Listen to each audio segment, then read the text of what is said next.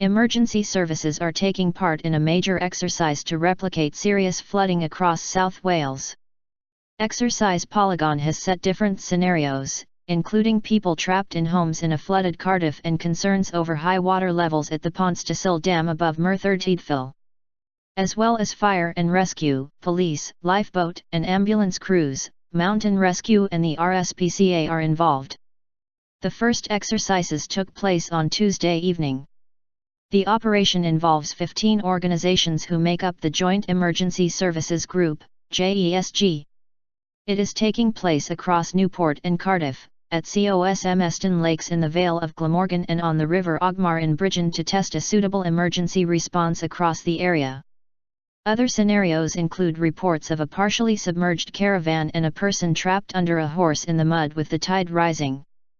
The emergency teams are being tested as if the incidents were happening in extreme weather in November. This is the largest multi-agency exercise of its kind in Wales this year, and there are 250 people out on the ground at various locations across southeast Wales. The course of the International Whitewater Centre in Cardiff Bay is the focal point, with casualties trapped in a submerged car and clinging onto a fence in the fast-flowing water. We've also seen dive teams and the Coast Guard scouring the bay itself and Cosmeston Lakes in the Vale of Glamorgan for casualties.